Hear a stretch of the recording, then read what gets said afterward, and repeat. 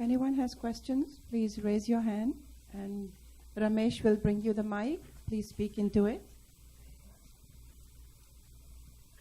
Swamiji, would it be a correct understanding to think of the art of integral yoga for an aspirant practicing and perfecting integral yoga to be a way of actually blending those lokas in everyday experience and exalting them to their highest level and eventually transcending? Perfectly right. That's the plan of Gita, you see.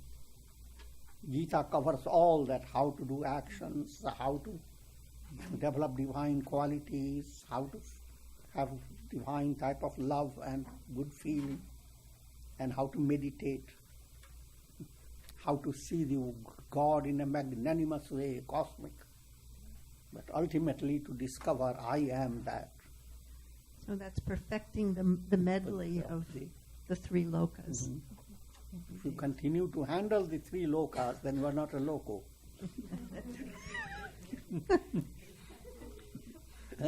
Ultimately, you get out of the lokas, you are lokatita, transcending the lokas.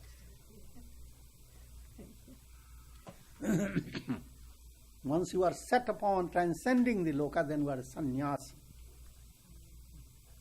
If you are not set upon it, then you are in the world, coming back, which has two possibilities. You can come back as demons or come back as divine person. Positive and negative, both movements are in the world of practical reality.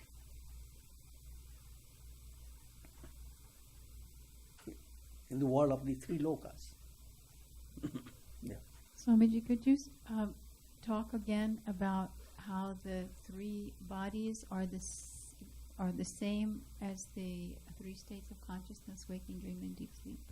That correlation that you made? In waking, you can touch your physical body, you can know it is there. In dream, you can't touch your physical body. So what you have is nothing but your subtle body. In sleep, you don't have any awareness of body, mind, etc. But you have awareness of something.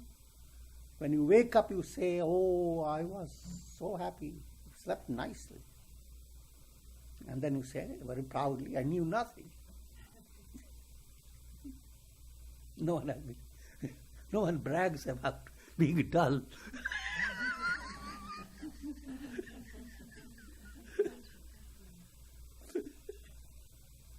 Making a joke out of it, but the idea is that's how you are experiencing the three bodies. But three bodies you are experiencing, these similes are given because it's easy to understand. It doesn't mean that only when you go to dream that you experience the subtle body. These three bodies are being experienced by you at every moment. When you are listening to me, your physical body is not listening. It's all happening in the brain with those ideas and thoughts. When you understand your higher Swarloka is involved. All the three bodies are mixed up. Everyone is a khichdi.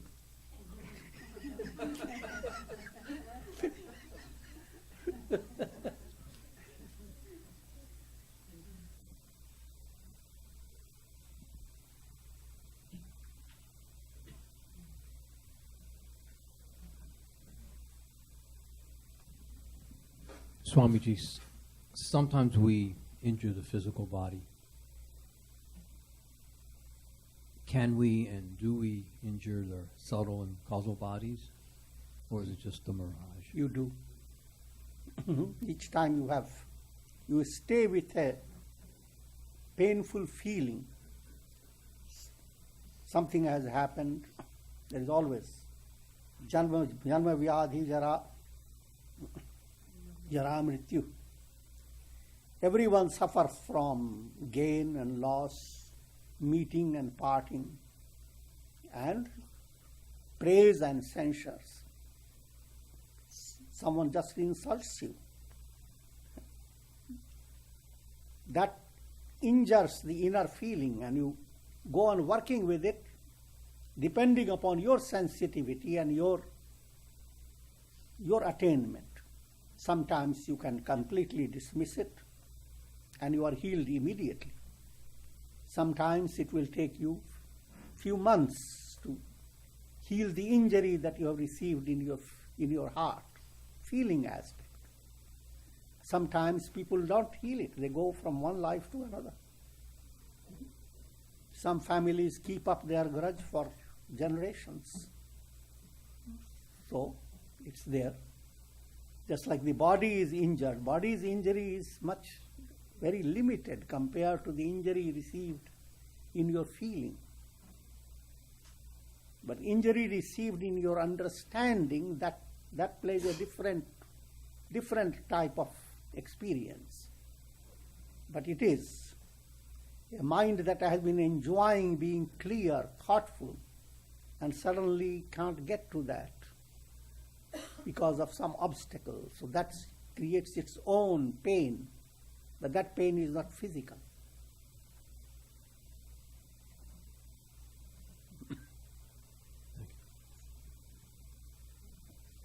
Swamiji, if the sun doesn't come down to our level, how does grace work? Grapes work? Grace. Huh? Grace. Grace.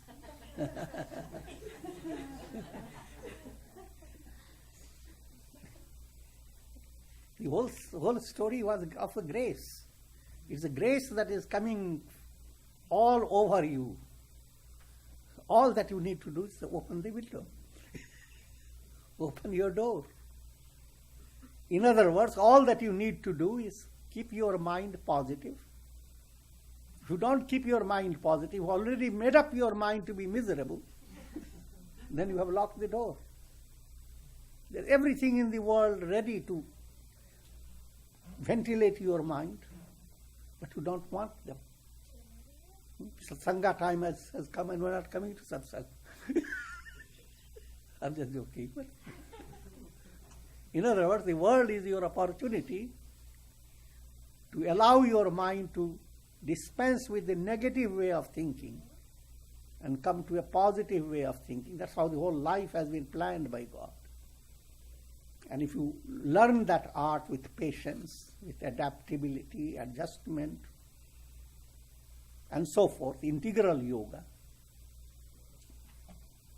then all the great things come to you just spontaneously.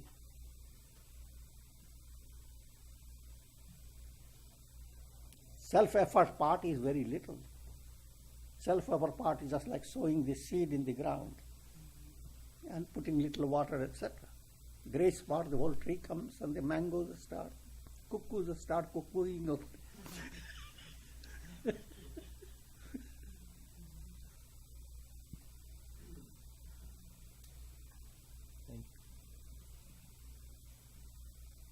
Namaste, Swamiji. When a soul is shedding the body, is in a transition, can the soul reach a peaceful transition? Do we all get to that state when we're dying, or some souls continue to go about the journey of karma and do not come to that peace at the moment of transcending the body? Try to understand this way. Souls are rays of God. If you have lived your life in a positive way, doing integral yoga, developing love of God, the divine plan brings about the transition in a very simple way. The dying person becomes very relaxed, even smiles, repeats the divine name and passes on. But that's the ideal. But people, according to how they have lived their life and what they have attained, accordingly, they, at the time of death, the situation occurs. Again, it is when you watch a person die, and if the situation was all very negative type to your mind, don't judge that hastily, because how is the person experiencing, that is the most focus point. How does it appear, that is not, that's your judgment. Your judgment. For example, someone is eating it and doesn't say anything. And for you to say, oh, he doesn't like it. Same way, no matter how close you are, your concern is not about this person whom I loved so much died with such sorrow. All that you are doing is to hurt yourself, and neither you are helping the person who died, nor anybody. The idea to place before your mind, all souls are loved by God. And they are loved more than all the relatives can love. So your love should be open, positive. Only idea, this departed soul is with God. And God is all loving. May that love blossom in my heart. That's all. Any other calculation, suppose there are lots of negative karmas, all that has no meaning because it's not in your hand. What the karmas are there, where God will lead them. You see, when you see a mother loving her child and she is quite capable of handling it, you don't have to worry about it. In other words, every soul is being led by God, and that from your side, whatever idea comes to you, you pray, oh God, keep loving that soul, enfold the soul in your divine love, and let me know it also by loving me.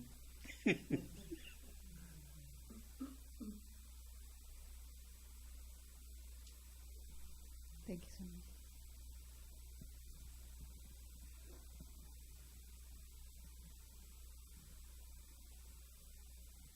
Okay.